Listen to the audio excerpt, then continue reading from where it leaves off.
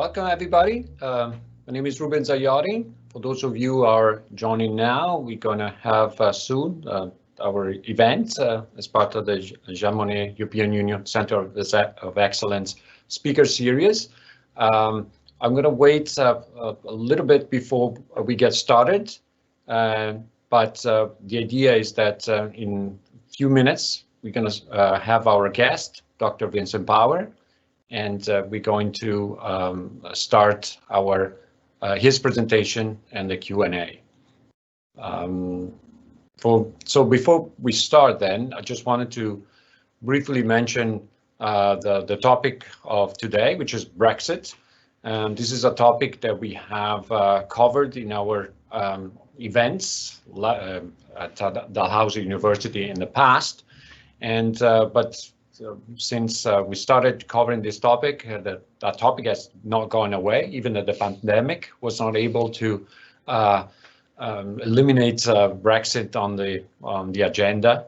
And that's the reason why we're covering it again today, above all because there are recent developments that might get you closer to possibly a deal with regards to the relationship between the European Union and United Kingdom. So what I want to do first is to introduce the speaker, and then I'm going to pass it to him to start the presentation, which is going to last for around 40 to 45 minutes.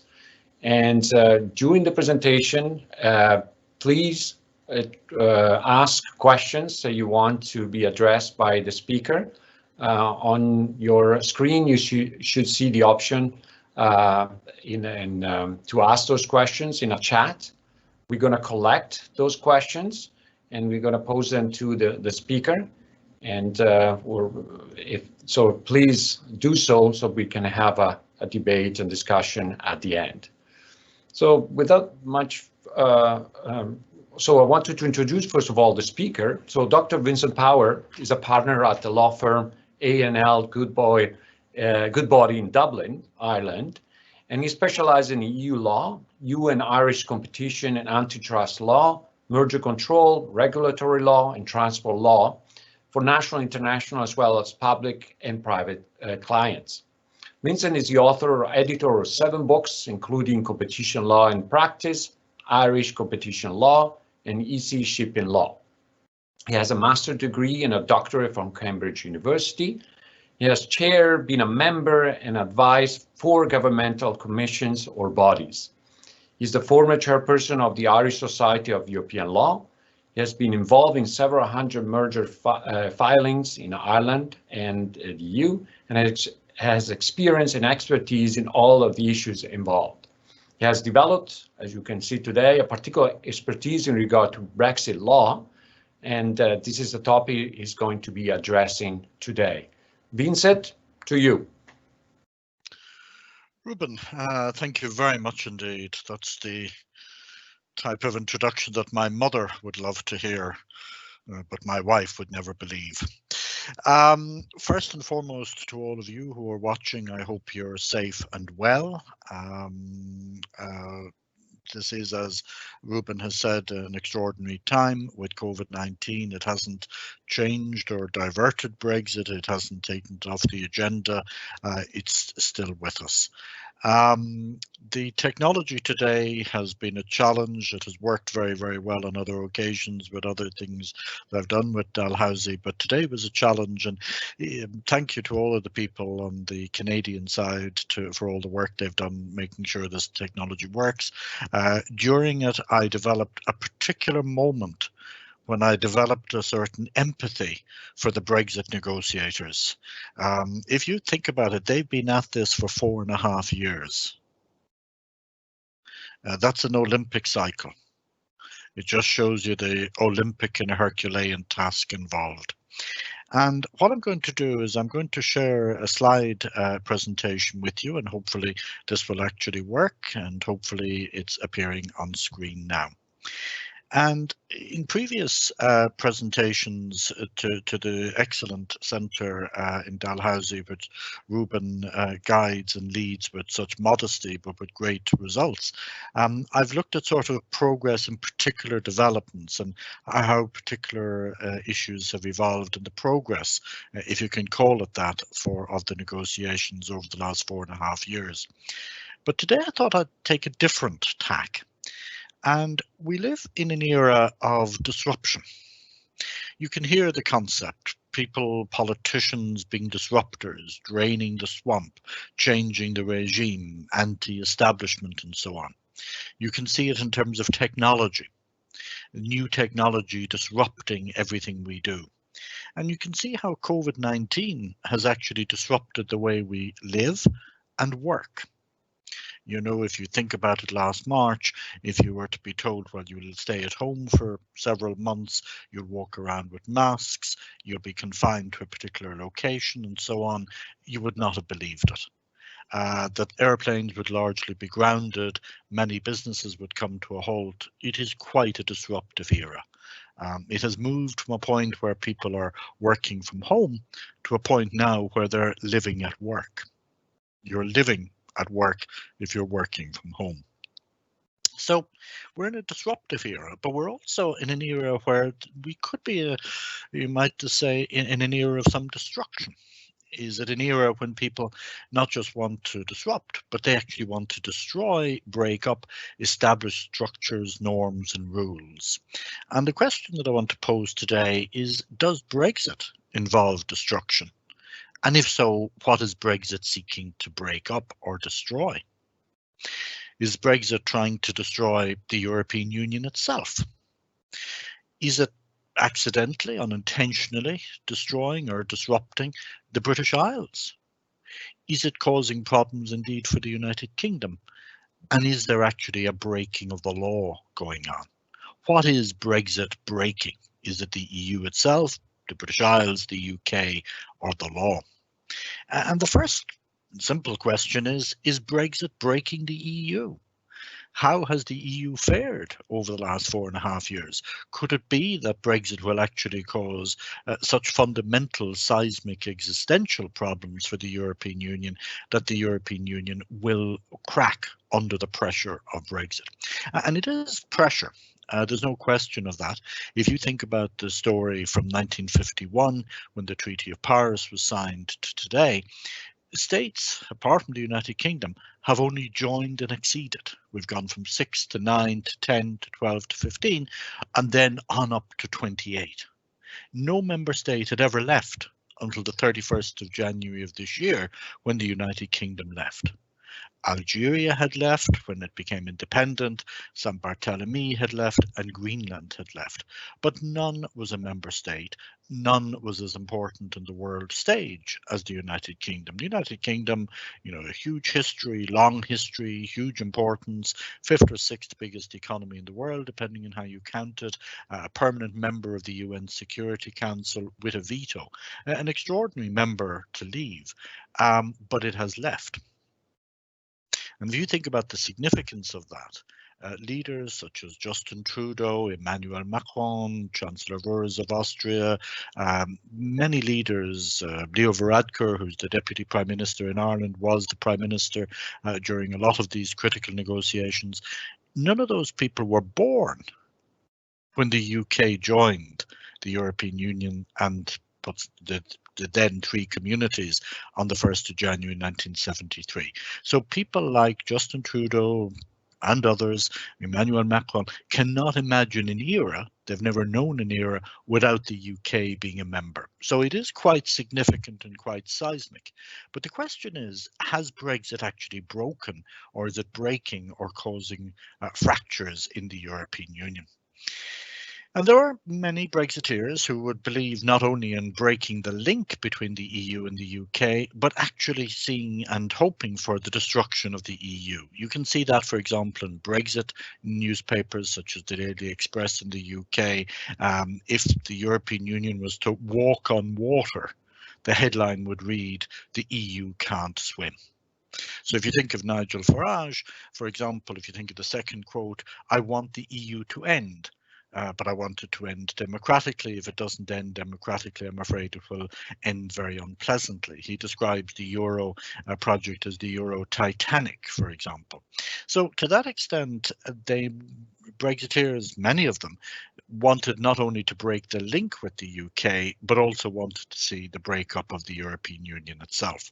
And there are many people, some important political leaders, indeed around the world, who would actually welcome the breakup of the European Union, because the European Union is the largest trading bloc in the world. It is extraordinarily important. It causes enormous difficulties, but also opportunities for world business and for the political elites around the world. So to that extent, there'd be some who would see a desire to break up the EU. So is Brexit breaking up the EU? Initially, it looked like it might. When the polls closed on Thursday, the 23rd of June 2016 at 10 o'clock, both in the United Kingdom and Gibraltar, many people thought that it was going to be Remain. By the following morning, it was clear it was not going to be 52-48. And there was an initial boost for people like Marie Le Pen in France, Gilders in the Netherlands, Norwegian and other groups around Europe who were Europhobes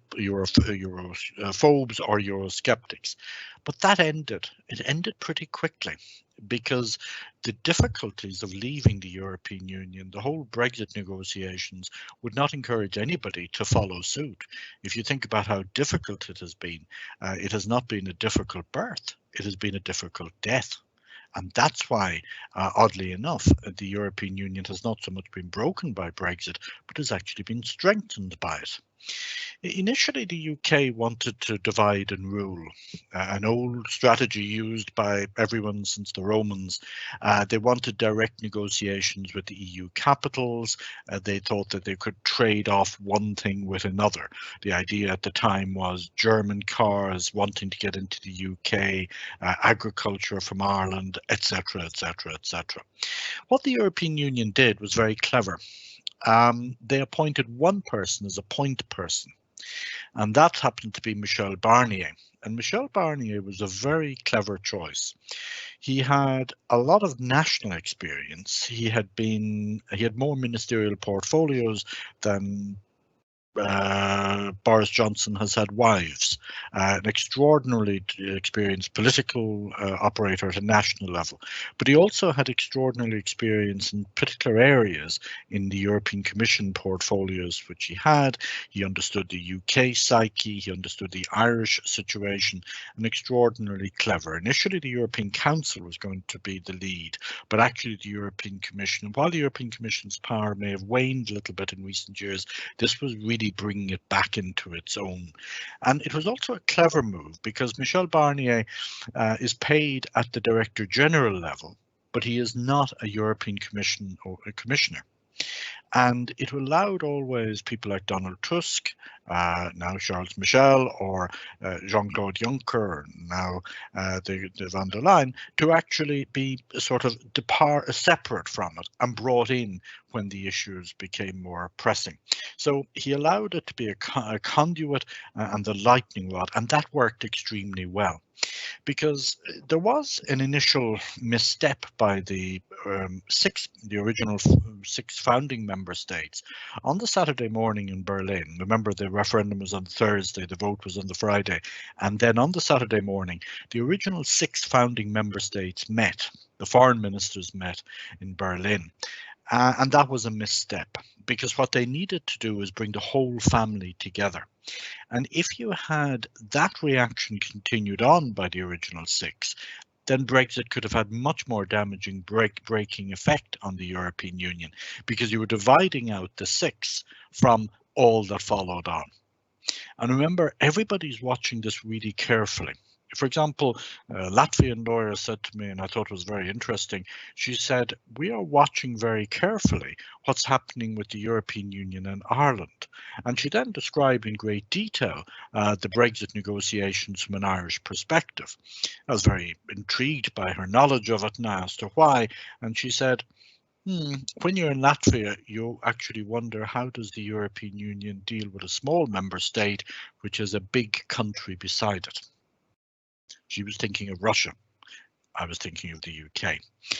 Now, that was a misstep that the original 6 member states came together, and very quickly they realised that what you had to do was get all 27 together.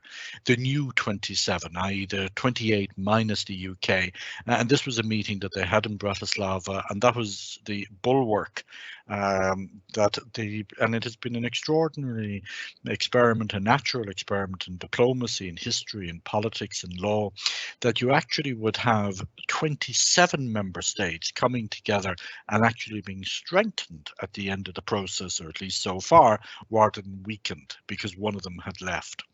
And you have to feel sorry in some ways for the UK. Theresa May, you remember her, she was the second last British Prime Minister. You know, people look upon the UK as a very stable country, and it is, but if you think about it, it has had more prime ministers and more general elections in the last 5 years than Italy. So that was a European Council meeting in Salzburg, and you could hear the sound of somber music. You could almost see her being separated from, distant from. It must have been a very awkward moment. Even there were moments when the likes of Donald Tusk was offering her cake, but he couldn't help tweet a piece of cake, perhaps, sorry, no cherries, a reference to the fact that the UK wanted to cherry pick from the EU, and this was the point that was lost on them, because one of the great problems, I think, for the UK is that despite being members for 46 years, they never quite understood the way the European Union actually operates. They never quite understood the dynamic, the give and take of it. They were always the gooseberry to the Franco-German alliance, and it is a tricky one. So would the EU cave into the UK and do a deal? Many people expected it. Boris Johnson said there's no plan for no deal because we're going to get a great deal. Liam Fox, the Trade Secretary, who found eventually the agreement between the UK and the Faroe Islands on free trade, said that the free trade agreement that we will have to do with the European Union should be one of the easiest in human history. 4.5 years on, we're not anywhere close. We will probably, in all probability, have a deal by the end of the year, or very close to it, or soon after, but there will be a series of deals going on for as long as the European Union and the UK exist. That's important to recall. For as long as the UK and the EU exist, there will be a whole series of new agreements which will have to be negotiated and concluded. And as we saw with the Canadian CETA agreement with the European Union, these things are difficult. 6-7 years to negotiate CETA, and other things within the European Union go a little bit slowly. The merger control regulation was proposed in Paris in 1972 and was finally adopted in Brussels in 1989, 17 years. But Gerard Batten, the former UKIP, United Kingdom Independence Party, he said, oh, a trade deal with the EU could be sorted out in an afternoon over a cup of coffee. Don't think so. Douglas Carswell, a former UKIP member of the UK Parliament, I think free trade would be relatively straightforward between and America, and we're seeing that that isn't quite so easy. In fact, it became a realization for some of the difficulties. Dominic Raab, when he became a minister, said, I hadn't quite understood the full extent of this, but we're particularly reliant on the Dover-Calais crossing. So it wasn't so easy. Why? Why? Because of the integration of the EU economy, the fact that everything had been hot-wired, all the wires have been put in place over the years between the EU and the UK. All those wires were neatly put in place when rules were dismantled as part of the internal market programme and so on. But a fundamental point to bear in mind is that the UK economy is not as big as it used to be. The EU has an economy, GDP, of 18.8 trillion.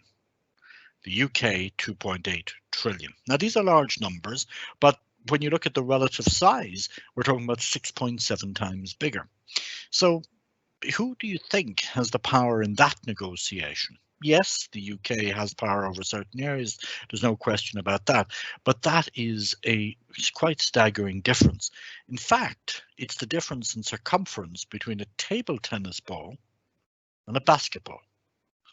The circumference, or the diameter, is just about just over 6.7 times bigger in the case of a basketball than a table tennis ball.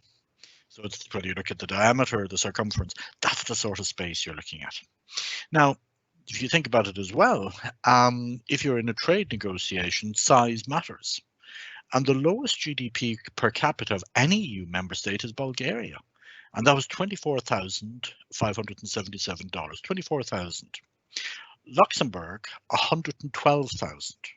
Ironically, the second highest GDP per capita in the European Union now is Ireland. Now, you might say, well, what does that matter? Well, if you're doing a trade negotiation, if you're Canadian and you're trying to do a trade agreement with the UK or the EU, remember that if you get a deal with the EU, you're getting with one which is almost 7 times bigger than the UK, but you're also getting buying power. So if you're looking at the UK, you're getting a GDP of $47,000 per person. If you get into the EU, Luxembourg 112,000. There are 10 member states alone which are higher than the UK in that league table. When Ireland joined and the UK joined in 1973, Ireland was 0.78 of the UK in terms of GDP. Now it's over 130. 1.34. So it's actually, the UK has declined over time. And if you think about China, China is creeping up. 2000 it was less than $1,000. Now it's over $10,000. Went over to $10,000 in 2019. Now, so to that extent, we'd like to say the first point so far is that Brexit is not breaking the EU. Now, these are Eurostat Eurobarometer figures. That table is sponsored by an optician, really tells you a huge amount, but not very clearly. So let's go to a better degree of particularity. And we're looking at the attitudes in the UK towards the EU. So let's actually drill down to a lower figure to 2015, 2019. Now, again, there's just too much data there. It doesn't tell you exactly what you want to look at. So let's drill down. How has Brexit affected attitudes in the UK towards the EU? Do we think that Brexit has actually made people in the UK more positive or more negative towards the EU? Well, if you look at the very negative figure, and there's sort of very negative, very positive, fairly negative, fairly positive, and neutral, okay? If you look at the very negative attitude into the EU, among people in the UK from May 2015 right through till November 2019, it's actually remained relatively stable, remarkably stable, in fact, at a time of such turbulence. So the very negative figure has remained relatively stable. But surely you'd say they can't have got any more positive about the European Union, could they? They have. If you started back in May 2015, 3.91% of UK people interviewed were very positive. 3.91. Now it's 12.28. So it's grown more than 3 times, almost 4 to more than 12. So people in the UK have actually become, those who were very positive, that cohort has enlarged. So Brexit has not broken the EU in the minds of the UK. And the fairly positive and fairly stable are largely similar. And when you think about it, the very positive has actually become and overtaken the very negative view in the UK. Now, if you think back to June 2016 and you look back there, it's 6.73 in May, the month before the referendum. It was unfortunate because, as you'll see later, there was a lot of migration issues and so on which were causing difficulties. But during this time, Brexit has not broken the EU, or even in the eyes of the people in the UK, it has actually strengthened the very positive. Now, the point to watch out for from the EU perspective is this. The number of people who are neutral about the EU is very high. It's in the 30s and it's relatively stable. And that's a sort of an indifference that the EU has to be careful about, and I'll come back to that a little bit later. If you look not at the UK figures, but the EU figures generally, you'll find that from 2015 to 2019 November, they are again very stable. So Brexit probably didn't even move the dial at the EU level. Many across the European Union are sort of saying, oh, have they gone? They've gone. They must have gone ages ago. In fact, they only went on the 31st of January, but it's already yesterday's news, or the news of the day before yesterday, so to speak. And again, across the EU, that very high number of neutrals, so it's not just in the UK, but across the European Union, and in fact, it's higher. People are more likely to be neutral. Currently, the last data available, 37.06, are neutral. The fairlies are still the same. They're fairly positive, fairly negative. But if you look at the very positive, very negative figures across the European Union, there are now more people in the very positive figure than in the camp than in the very negative camp, and that's, you know, again, a message from the EU perspective. Could Brexit happen in other member states? When you got a very positive cohort at a whopping 6.7%, there's something there to watch out for and look for carefully.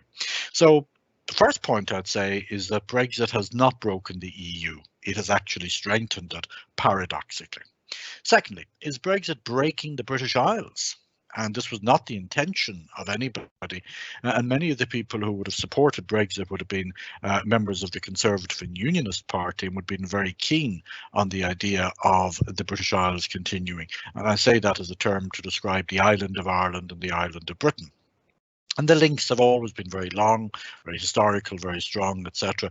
To some extent in 1922, when part of the island of Ireland, 26 counties, became independent, there was a certain breaking of that tradition, but still the links are much stronger than you might imagine, and there's much more to unite than to divide.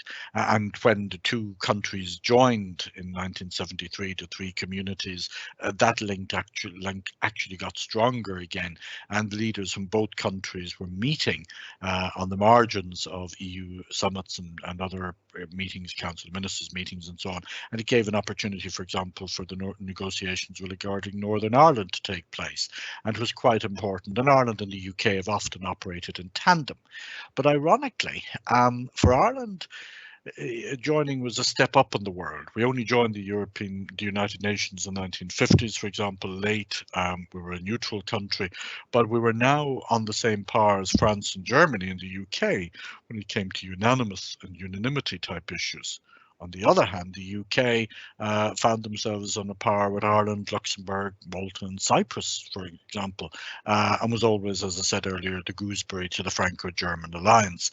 So Brexit has actually seen the two islands divide again. And the BBC has a very simple little graphic which shows that under the withdrawal agreement, which was concluded at the end of last year to facilitate under Article 50 of the Treaty of the European Union, the UK's withdrawal from the European Union, how that particular regime would work. And if you think about it, the areas in yellow, Britain and Northern Ireland, the United Kingdom, you would have expected would have been a single whole. But actually what has happened is that the withdrawal agreement has created a division, a line down the middle of the Irish Sea. So paradoxically, Brexit has, under the withdrawal agreement, led to a division or breaking up of the British Isles. So while Brexit has not meant any breakup of the European Union, it has meant a breakup of the British Isles.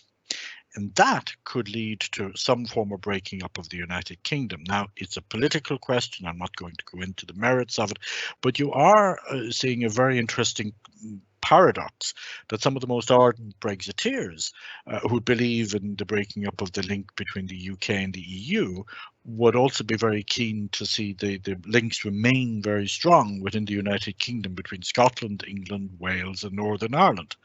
But actually, if you see Northern Ireland and Great Britain, there's already a division there in the withdrawal agreement. And, you know, again, not taking any particular side, but those who say that the withdrawal agreement does lead to a division within the United Kingdom have a point, because there is a separate regime under the withdrawal agreement for certain matters, particularly goods, in relating to Northern Ireland. And the Scottish-English, or Scottish, England and Wales issue is significant, and perhaps whereas some would have thought that the independence referendum was off the table for some time, perhaps it has come back on the table. Now, as you may know, under Article 49 of the Treaty of the European Union, Scotland as it is could not join or rejoin the European Union. You have to be a sovereign state to do so, so it would have to be independent before it could do so. Brexit, which was championed by many in the Conservative and Unionist Party, has perhaps led to the issue of independence for Scotland coming back on the table. That's a somewhat ironic outcome. It leads to a huge economic issue, but also a legal issue.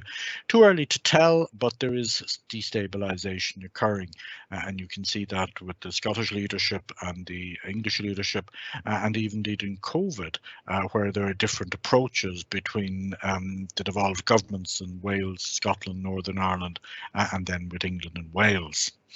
So you've seen not a breakup of the European Union, but certainly a breakup in part of the British Isles, with a possible breakup of the United Kingdom.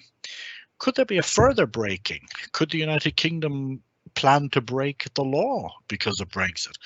And it's very difficult to imagine that the United Kingdom, which has always been a champion and great proponent of the rule of law, espouses the rule of law for many years, always had a seat in the Permanent Court of International Justice under the League of Nations, and then more recently in the United Nations International Court of Justice in The Hague, but actually lost that seat. Sir Christopher Greenwood was not re-elected, and that's quite interesting. And this question now is whether or not, having signed solemn international treaties, and the withdrawal agreement is a solemn international treaty, whether or not the United Kingdom could now be saying, we're going to break it. Now, could that ever happen, you might say? Could there be a breaking of the law? Well, the withdrawal agreement entered into force on the Saturday morning, the 1st of February 2020, when the United Kingdom left, and paradoxically the United Kingdom left not at midnight, as you might expect London time, but midnight Brussels time. So it left at 2300 hours, 11 o'clock at night. So it'll always be a pub quiz question, when did the UK really leave?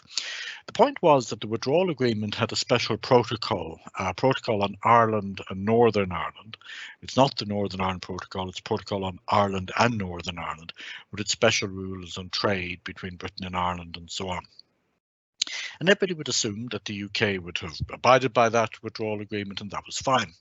However, on the 9th of September, the UK published an internal market bill, and the bill would, in part, override the withdrawal agreement. And it's worth remembering, and you remember back to the BBC chart and so on, under the withdrawal agreement, Northern Ireland is to remain part of the UK's customs union, but actually part of the EU customs rules would still apply to certain goods entering Ireland, so that they could move freely then in Ireland and the rest of the European Union. And remember what that is. The European Union is in some ways a closed, hermetically sealed box. The 28 member states, as there were, they got rid of all the boxes in between and actually became one box. So there's a common external tariff around it, so that if you send goods from Canada, it doesn't matter where they land, in Hamburg, Gothenburg, Marseille, Piraeus, Lisbon, Dublin, London, wherever, it was just one box. Now, you take the same tariffs and so on. You take the UK out of that and you say, oh, well, that's the change. The problem is, of course, that there's a land border between Ireland and the United Kingdom. That land border straddles Northern Ireland. There are other land borders as well. There's the English Channel, there's 2 land borders in Cyprus because of the sovereign bases in Cyprus, and this new border, the Northern Ireland border, will be the 38th international border for the European Union. But this one is particularly sensitive. It's 499 kilometers long, and if you think about, say, the Polish-Ukrainian border, 550 kilometers, 11 crossings.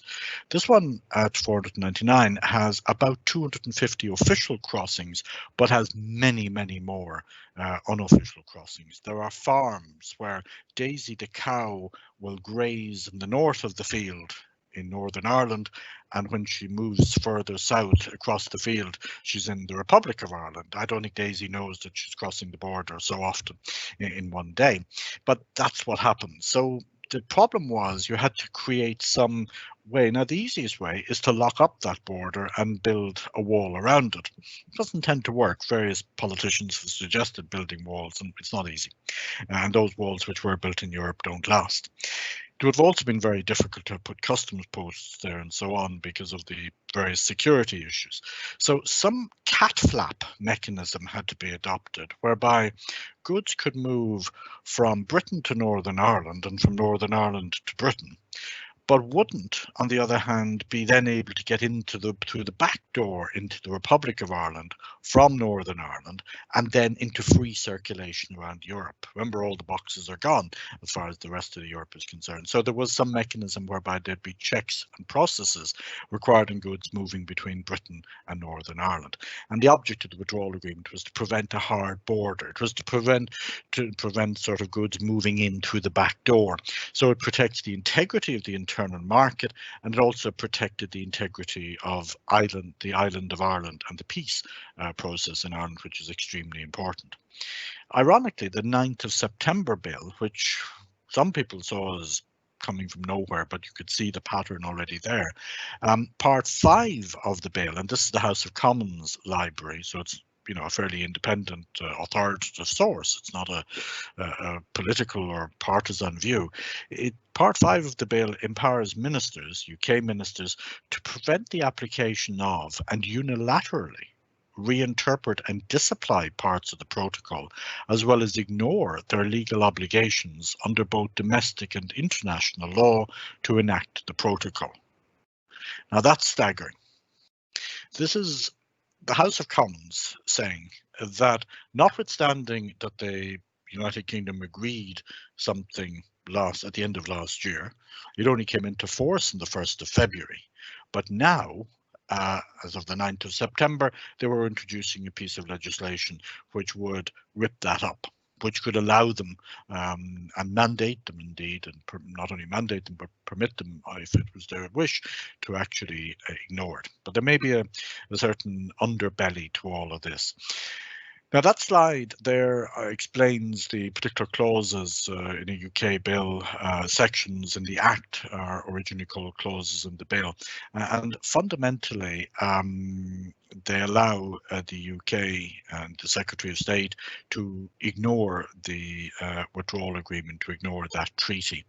Now, Clause 45 is quite startling. It says, quote, and this is the House of Commons summary, states that the powers given to ministers under clauses 42 and 43, and that's to disapply the checks basically, as well as clause 45 itself, will be regarded as legally effective, notwithstanding any incompatibility or inconsistency with any relevant international or domestic law. So that means that they could disapply international law, and that slide, which you can read at your leisure, is the sort of the ultimate monopoly get out of jail clause, which says to the UK Secretary of State, don't worry, if it breaches domestic law, don't worry, if it breaches international law, don't worry. We signed an agreement, it's binding, it's a treaty, but you know what, we'll just ignore it. And you might say, that's just the House of Commons library, it's all very interesting. No minister would ever admit that he would actually, or she would ever have the country breaching the law. Well, on the 8th of September in the House of Commons, and this is from Hansard, the Conservative Member of Parliament asked, was he committed to the rule of law? Does he recognise that adherence to the rule of law is not negotiable? Against that background, will he, and the he in this case, as I'll explain in a moment, was the Secretary of State for Northern Ireland, will he assure us that nothing that is proposed in this legislation does or potentially might breach international legal obligations or international legal arrangements that we've entered into? Will he specifically answer the other point, was any ministerial direction given? Now, politicians are often criticised for not giving a straight answer. But Brandon Lewis, the Secretary of State for Northern Ireland, gave a very straight answer. He said, I would say to my honourable friend that, yes, this does break international law in a very specific and limited way. Now, breaking the law is breaking the law. Whether it's done in a limited way is much like the question of can you be half pregnant? But this is a statement from a Secretary of State saying this does break international law in a very specific and limited way. We are taking the power to disapply the EU law concept of direct effect required by Article 4 of the protocol in certain very tightly defined circumstances. And then goes on to give an example of the Finance Act 2013, which the those Remainers who are commenting on it would say that doesn't make it valid or right, it just means you've just done it before. Now, there is a certain tactic here, and the Conservative government got the bill through the House of Commons, a majority of 77, 2 Conservatives vote against, 30 abstained. The House of Lords has been more difficult. It may be that this bill will never, in these provisions, be actually activated, but what it is it's trying to strengthen the position of the UK in the negotiations, and then as a compromise, they may never use it. It may also be possible that a little bit like the we're not negotiating, which was last Friday week, and now we're negotiating again, is all part of a building up of a certain momentum. There's a certain irony in the negotiations. The British negotiations are being led by Lord Frost, David Frost, who was the chief executive of the Scottish Whisky Association. And you might wonder about drinks salespeople in the context of the EU negotiations. But if you think back, Jean Monnet, after whom this centre is named, was himself a brandy salesman at one stage. So there may be some alcoholic strain to the whole alcohol strain, sorry, not alcoholic person, but alcohol strain to this whole issue eventually. So there is an element of breaking the law going on. So breaking the EU, breaking the British Isles, breaking the United Kingdom, and now breaking the law. And it's not the first time there might be a breaking of the law. You need only remember back to the 24th of September 2019, which seems like an epoch away. But the Supreme Court in the United Kingdom ruled unanimously in the Gina Miller number 2 case that the prorogation of Parliament by Boris Johnson was not only justiciable, i.e. the Parliament's actions could be reviewed by the courts, but it was actually unlawful and therefore null and void.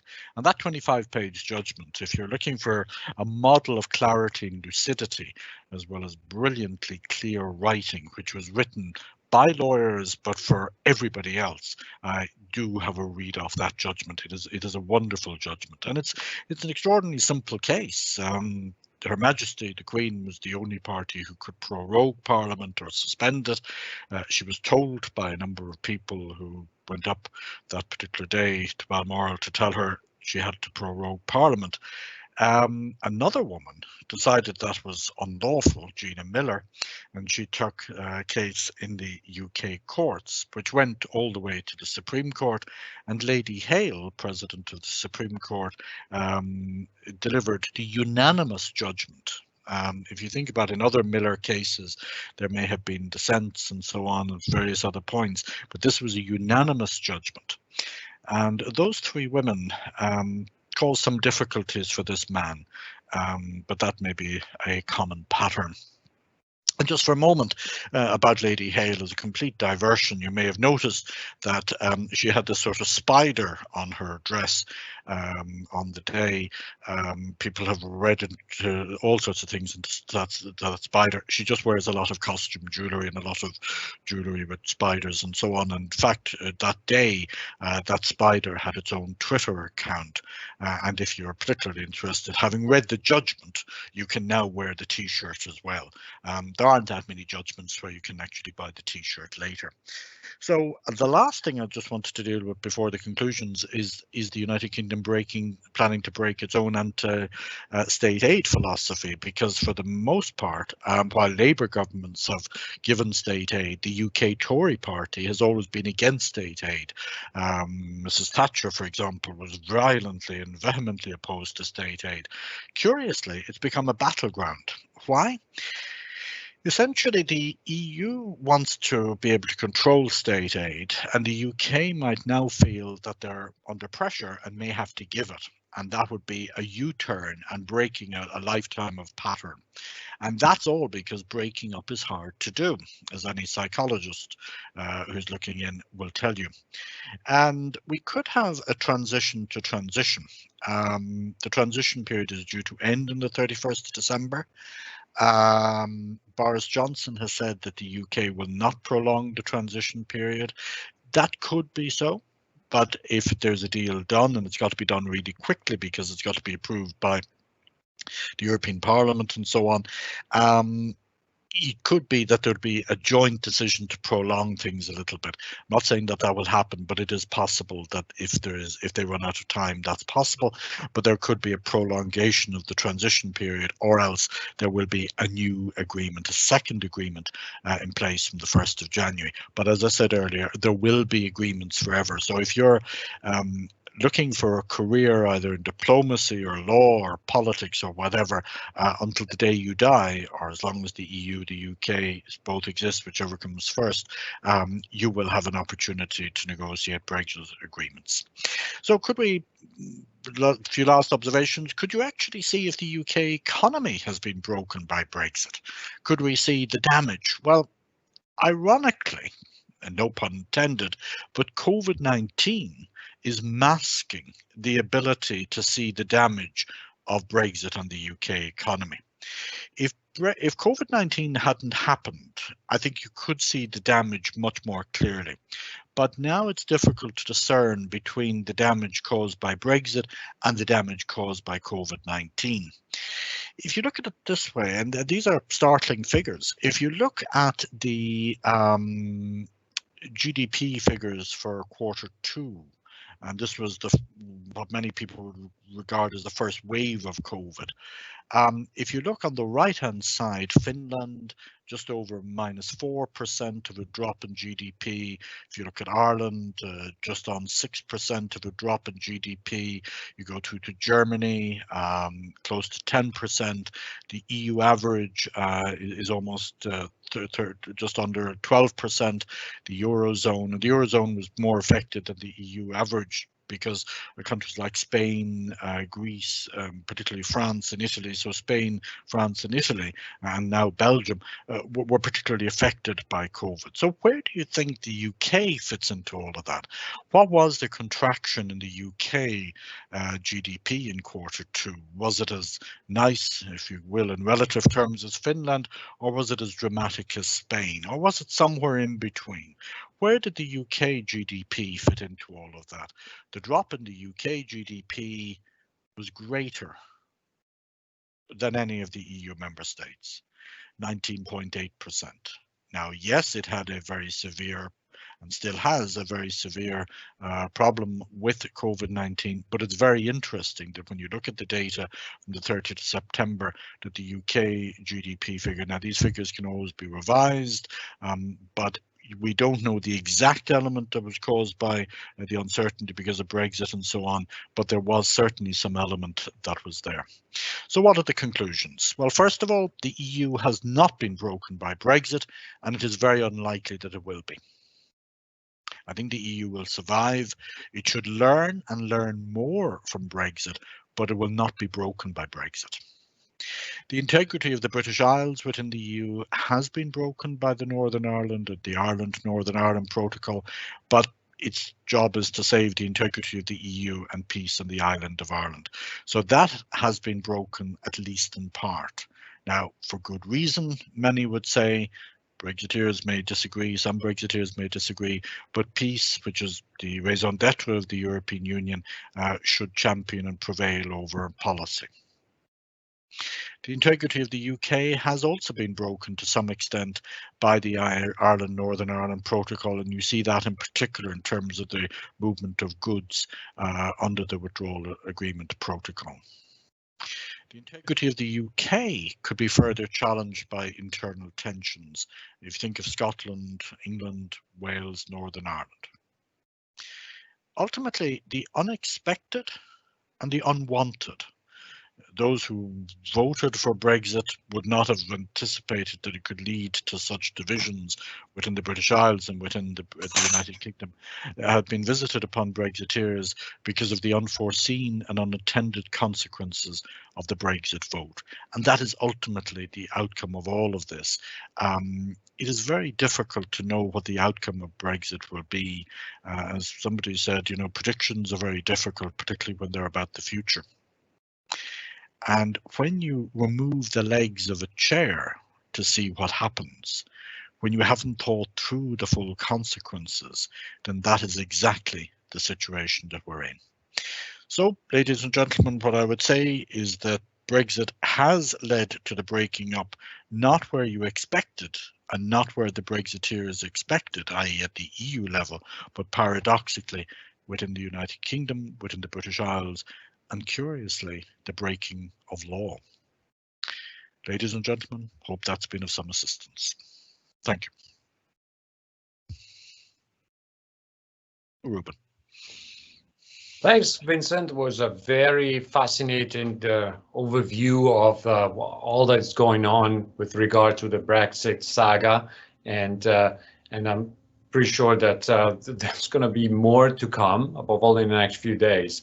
So what we're going to be doing now in the next minutes, the remainder of this presentation, is to collect some questions and that Vincent is going to be addressing. So as I mentioned at the beginning of the event, there's you can share your question on the live event Q&A, and we're going to collect those questions and report them to Vincent.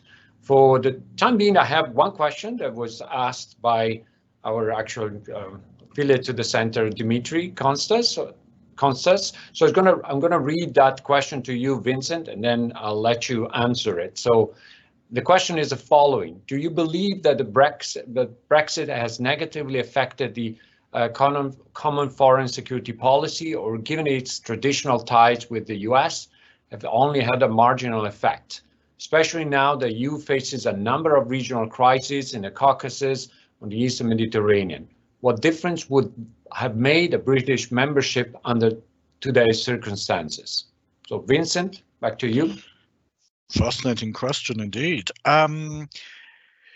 Paradoxically, I think that the effect will be more marginal on common foreign security policy than it might be on the economy, but I think it will be an effect.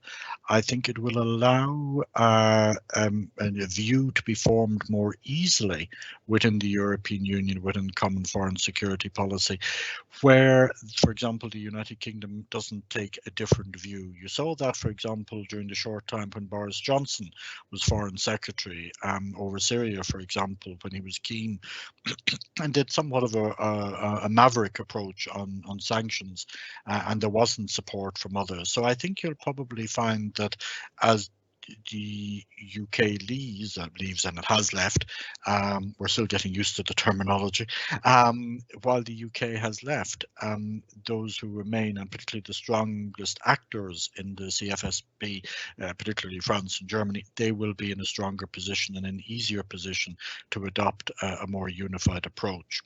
I think the absence of the United Kingdom from the EU fold at the United Nations is significant, because if you think about it this way, of the 5 permanent members of the Security Council, ironically, the European Union had 2 of the votes with France and the UK, but that obviously has changed. So I think that there will be some changes. It will not be perhaps as significant as on the economic and social side, but in regard to common foreign security policy, there will be some effect. I think you'll also find that it will be just easier generally for positions to be reached and quicker, because the UK dimension will not be as significant. And something I was reflecting on the other day, begun to read the new book on the Brussels effect, is one of the curious features is how the European Union has so many tentacles to reach out to the world. The French communities in the world, that British connection is going to be lost as well in a sort of the CFSP situation. So yes, a very interesting question, but I think is much like the often misquoted statement by the Chinese leader in 1968 when he was apparently talking about the riots in France and not the 1789 revolution. It may just be too early to tell. Very good. Okay, thank you, Vincent. So next question is from Madison. The question is the following. Based on the data from the charts they've shown, as well as the unexpected impact caused by Brexit, do you believe that if there was another referendum today on Brexit in the UK, the result would be different than the one in 2016? Back to you. Thank you, Ruben, and thank you again for a great question. It's really difficult to know. There is part of the UK psyche, which is it's fair play cricket. There was a vote and that was it, and we just have to get on with it. And a lot of people who I know who were clear Remainers and were very much ardent Remainers have said, well, look, the majority went that way, therefore we've got to go in that way. And it's a very straightforward, very logical view. I think it really depends the outcome, because remember what a referendum is. It is a snapshot in time. And you've got to get certain stars aligned. And when, for example, Ireland has had a lot of referendums, not as many as Switzerland, the United Kingdom has only had 3 referendums across the whole of the United Kingdom. Bar the voting referendum. The first was in 1975 on whether it should continue to be member of the European communities, and the third then was in 2016 on whether it would be it would either remain or leave. I think that the experience from Ireland is that if the opposition party, the main opposition party, is not in support of the proposition of, in this case, remaining, then it's very difficult to get to win in the government side. So you need that alignment, and Jeremy Corbyn and the Labour Party was divided. Jeremy Corbyn wasn't divided, but the Labour Party were divided, and it was very difficult, and the Tory Party was divided. So it was a really difficult touch and go situation. I think if there were a number of circumstances, if, for example, Sir Keir Starmer was still leader of the Labour Party, if there were if there were palpable and real rather than just potential downsides with leaving, things that affected people like health, travel, jobs, telecoms, tax, all those practical things that people worry about, if they were already in place and those consequences could be discerned and could be distinguished easily, then yes, you could see the vote being different. Could you see it being wildly different? I don't think you could. We're not going to 80-20 remaining as opposed to leaving.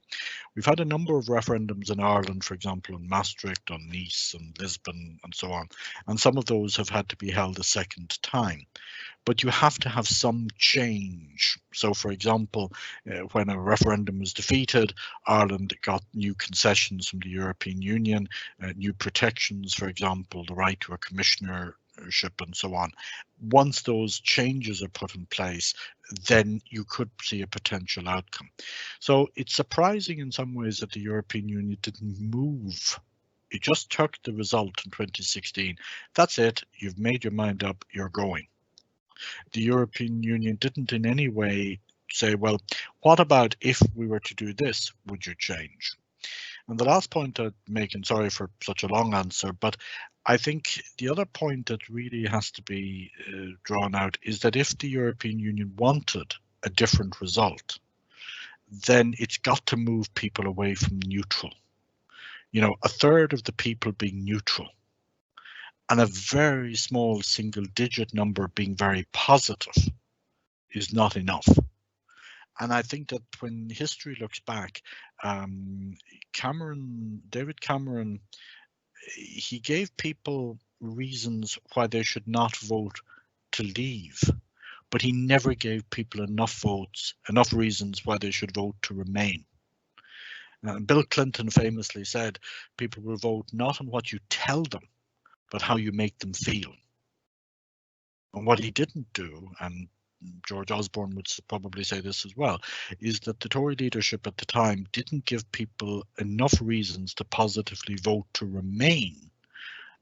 But actually, this was the psychological point. And Ruben, if I might just add one further question, I think the question has got to be very carefully crafted, because if you think about the question that was asked, was, do you want to leave or do you want to remain? Now, remain was easy. Remain was the easiest question because that's what you knew. But do you want to leave? Didn't actually ask the question about where you wanted to leave to. Did you want to leave to a Norwegian model, a Swiss model, a Canadian model, an Australian model, a new model, or whatever? So it's a little bit like if I asked you the question, do you want to remain as you are, or do you want to be? You will say, I want to be happy, but we've not decided among ourselves what will actually make you happier. Do you want to remain as you are, or do you want to be happier? Because remember what the final observation, Ruben, from experience of acting for a referendum commission and various referendums in Ireland and studying referenda in various countries, I've formed the view that a referendum is a process whereby you ask people, would you like tea or coffee? The answer you get is, I would like a BMW. You say, I'm sorry, I was only offering you tea or coffee. And the answer is, no, I want a BMW. Finally, you say, okay, here you are, here are the keys of a BMW. And then the voter says to you, but where's my cappuccino? And particularly as it's a mid-cycle election, and remember that the Tories had won an overwhelming unexpected majority in 2015, but remember 4 million people had voted for UKIP in a first-past-the-post system where they could not get any members of parliament elected. So there were all sorts of problems. Would a result be different today? Possibly, but not inevitably, and the EU would have to do a lot more to get it right. So there you are, Ruben. Hope that helps. And I don't know where my cappuccino is, sorry. Thank you. Well, I can offer you a cappuccino, the BMW probably not. Above all, because probably there are going to be tariffs if I have to send it from Canada. So the next questions, I have a few, maybe I collect a couple now. So the first one is somewhat related to the previous one. So it's from Declan. From a purely practical point of view, will there have to be at least a technical extension on the 31st of December? Otherwise, for example, Northern Ireland goods would fall out of more than 60 EU free trade agreements with particular effects on the dairy industry. Can we assume that this cannot be fully resolved in the remaining weeks? That's the first question. The second one is to go with Resmog and others have intimated that, from Catherine, that the benefits of Brexit might not be realized for the UK for 30 years. What are your thoughts on how this imagined future might be set alongside the obvious downsides now and in the near future of Brexit? And why are people so eager to grasp this as a benefit worth the current pain? Wow, fascinating questions again. Thank you, Ruben. Again, fascinating questions. Before I go off before I answer these two questions, just staying with the car question for a moment, the BMW point. The interesting thing that has emerged as you advise companies in this area is that people assumed, cars assembled in Britain would be fine, they'd be regarded as UK cars, but actually so much of this is done by value. And when you move to the electric car, the biggest component by value is the battery. And the battery is not British, it's Chinese. So actually the rules of origin cause all sorts of problems here. Now, really great questions again. On the technical extension, if one was logical, one was practical, one was consistent with reality, then yes, a technical extension would be necessary, because we cannot in the next 50 days or so do everything. There's Christmas intervening. You look at the European Parliament schedule, you look at member state schedules. They're also fighting a pandemic. It would be practical, logical. History will look back and say, my goodness, why were they trying to ride the bicycle and juggle at the same time? So the logical thing would be is that there should be a technical extension, and yes, I think that would be a very proper thing to do. Will there be an extension? There has to be some consensus on this. The reality of politics and reality don't always align. And, you know, a view was expressed last week by David Cork that it might suit Boris Johnson to have no deal, because it is easier to defend no deal and blame the European Union than to have to justify and sell a bad deal, which mightn't have all the fisheries that you wanted or have all these elements. So sometimes, as I say, reality and politics don't always align. It may simply be that the way that the European Union and the UK will deal with this is that we will have a skinny deal, an incomplete deal. And then there will be further deals that will come later, and there will be a gap. This is always going back to the London Underground, mind the gap. And there will be constant gaps. And I could see a situation whereby there will be a lot of closing of the eyes to situation. Declan has mentioned quite rightly, for example, trade in goods in the agricultural sector between Northern Ireland and the Republic. The output of milk, for example, in Northern Ireland cannot be processed in Northern Ireland. Therefore, the milk has to come south, and it is processed and then put into Bailey's Irish Cream and all sorts of various products and so on. And there will be a closing of the eyes at the border to some of that traffic, and that closing of the eyes could continue for some time. And by time, I don't mean days or weeks, but for years. Ireland is quite good at this. When Germany invaded Poland, Friday the 1st of September 1939, Ireland thought it would be a good idea to declare a state of emergency. It declared that state of emergency in September 1939. When the war ended in May 1945 in Europe, it felt the war was still on in the Far East, so it would maintain the state of emergency. When the war ended in the Pacific and the Far East, it said tensions are high in the Eastern Europe, so let's keep the state of emergency. In July 1976, when Ireland wanted to declare a state of emergency in regard to Northern Ireland, it went down to the Supreme Court only to realise that the state of emergency we declared in 1939 in regard to the Second World War was still in existence. So we can prolong, we may not even be valid members of the European Union because we were concluding treaties in January 72 with France and Germany and the United Kingdom and all sorts of people. But anyway, so I think a technical extension would make eminent sense. It would be logical. It's a question of whether it's political. Legally, it would be the right thing to do, but it would be really difficult to do unless both sides agree and can blame the other. And I think the UK needs to be able to blame the EU and their intransigence. And in large measure, I think last Friday week's delaying tactic while the negotiations are continued on, despite what was said in public, actually could sustain that argument. So technical extension, good idea. It's a political question. It would make eminent legal sense. Question then, very good question again. Could you see 30 years? This is the classic case of, you know, a politician thinks of the next election, a statesperson thinks of the next generation.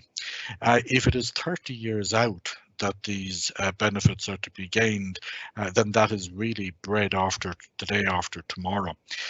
That probably goes to the sort of visceral, sort of deep down sense of what Brexit is all about in some people's minds.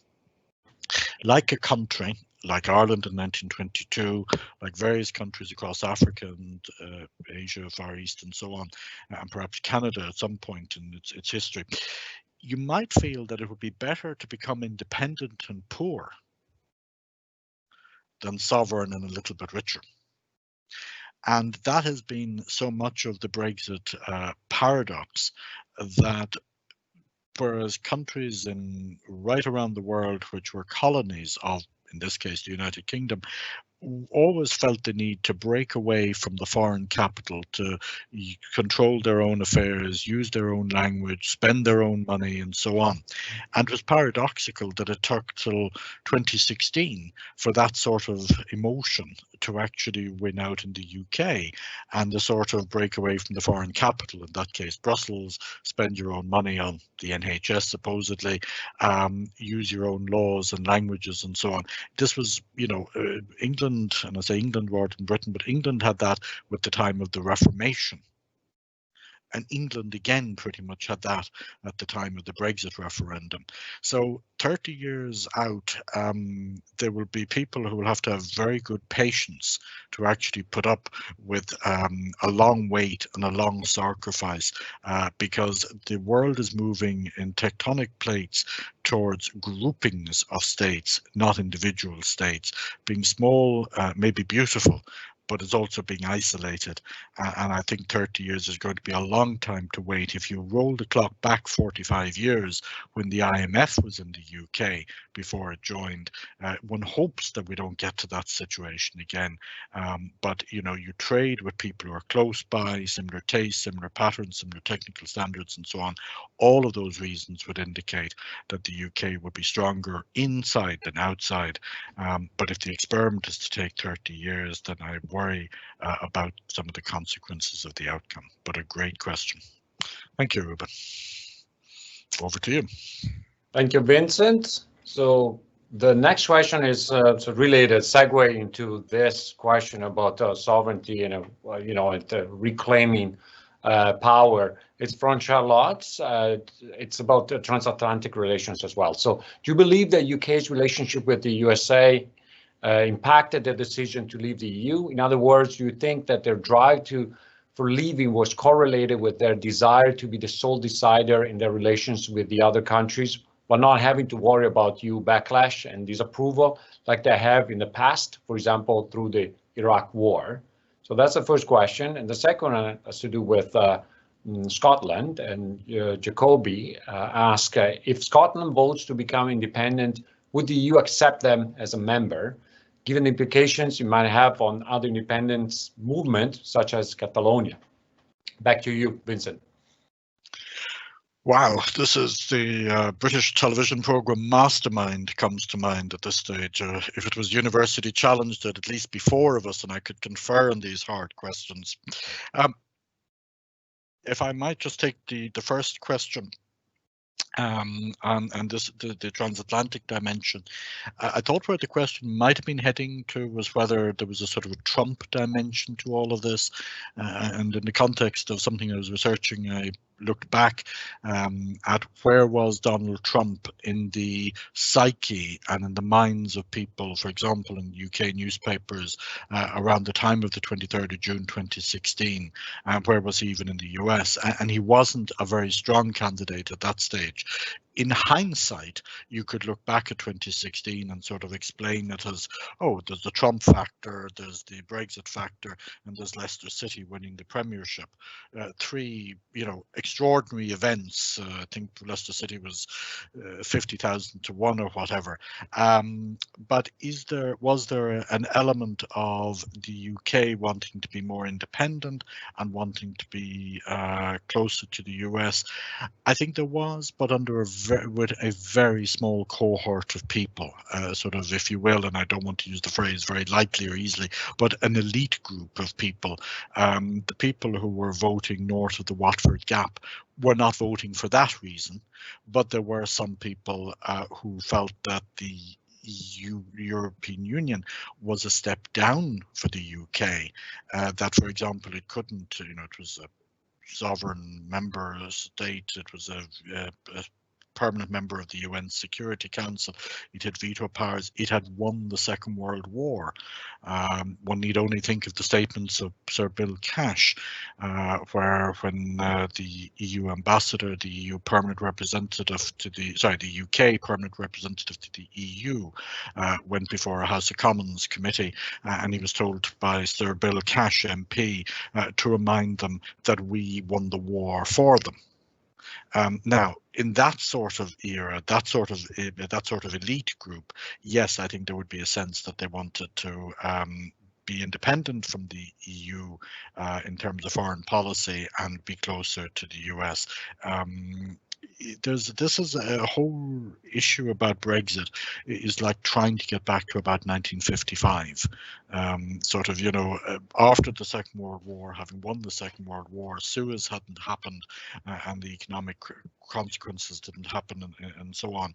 So I think that there was an element there of trying to be independent, but I don't think it was quite as significant as it might have been. I think the actual Great Recession had a much greater impact in terms of the vote rather than the Iraq War, in terms of trying to sort of reject elites, trying to reject experts, economists, austerity, all of that. And because it was in a cycle, remember that the 2015 general election, people do vote by their wallets and their purses in general elections.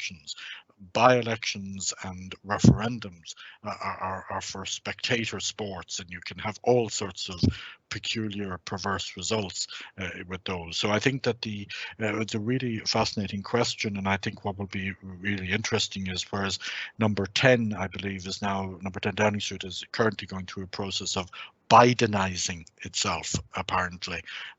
They now believe that Joe Biden may become the next president of the United States, so they're Bidenizing themselves. Biden has become a verb in case Trump does leave office, and so on. You remember that Trump and John Bolton and others were very strongly opposed to the European Union and were actually supportive of Brexit.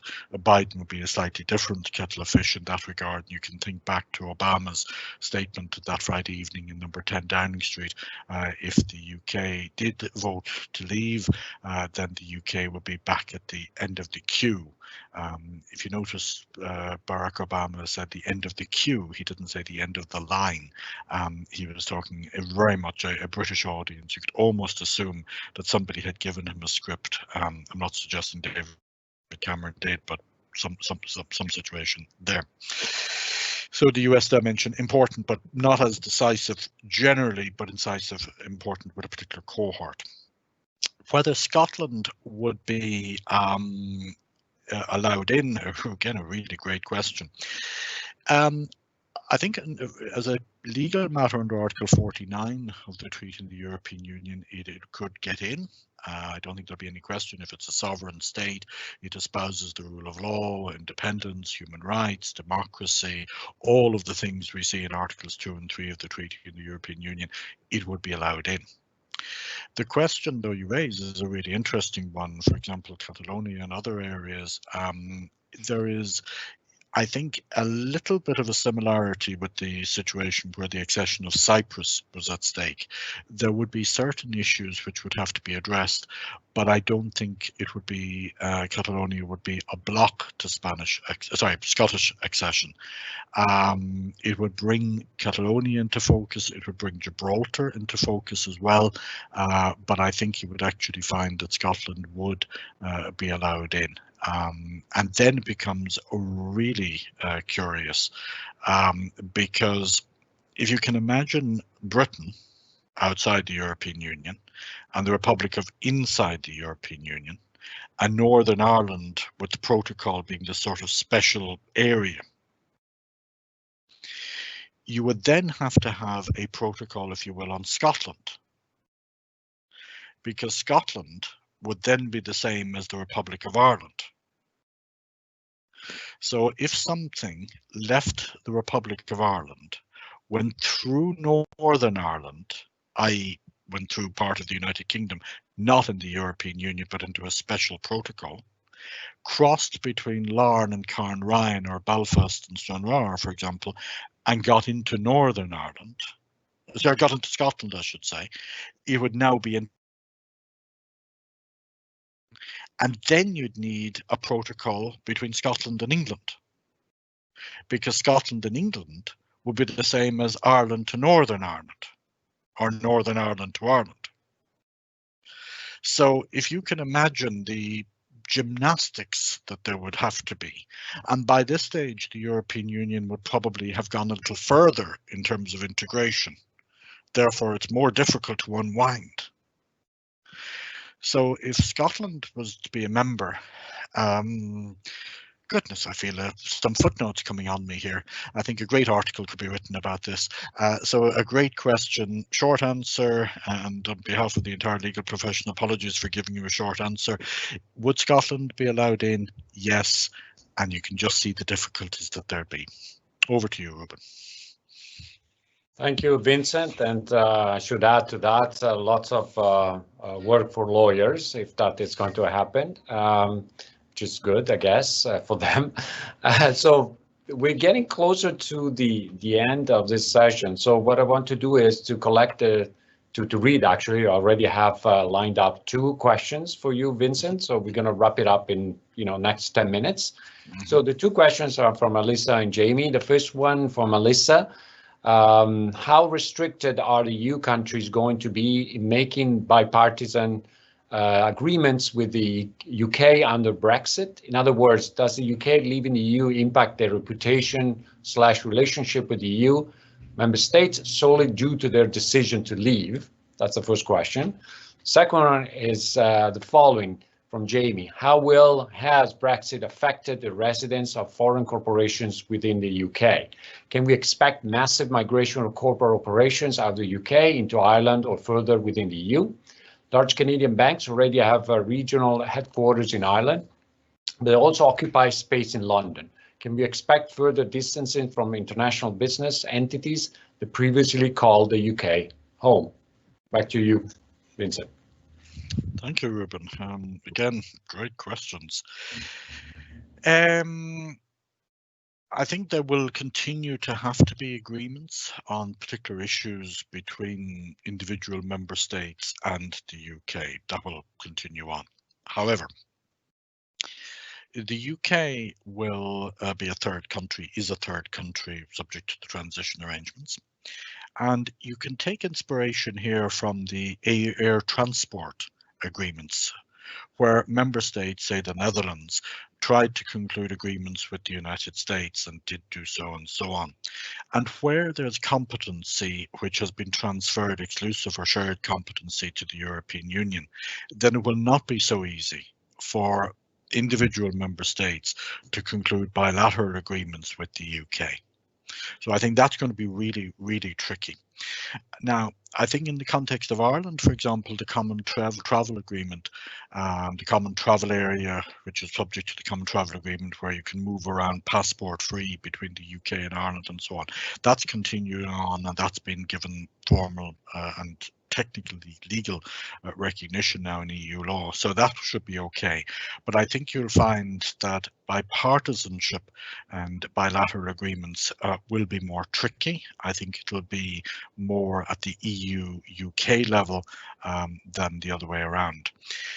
I think that this question about which states would engage with the UK will also be interesting. One of the problems for Ireland in June 2016 was it didn't want to interfere or be seen to interfere with the referendum process, but afterwards it was having that problem that you have when you have been friends for many years with a married couple who have now separated or divorced, and they both have a dinner party on, or each of them has a dinner party on in 2 different houses on the same night, and they invite you to both of them invite you to the same on the same night. Which one do you go to? And Ireland had to make a very quick decision. It couldn't turn its back on the UK, but it pinned its colours to the EU mast. And I think that's going to be an issue here as well with the bilateral arrangements between the EU sorry, between the UK and the EU member states. And I think you'll see much more at the EU level and so on. It'll be a particular issue for various countries, particularly Ireland, Cyprus, for example, Malta, and also sort of arrangements with some of the other smaller countries as well could be of some significance. But you may find that some, I'm thinking of Sweden, the Netherlands, and so forth, may also have issues as well. Then, sorry, the migration of businesses. Will London become a wilderness? No, it will not become a wilderness. The City of London may become less significant, but that's exactly the issue, I think, with all cities worldwide because of COVID-19. But will it stop being a major financial, legal, economic capital? No, it will continue on to be everything that is there.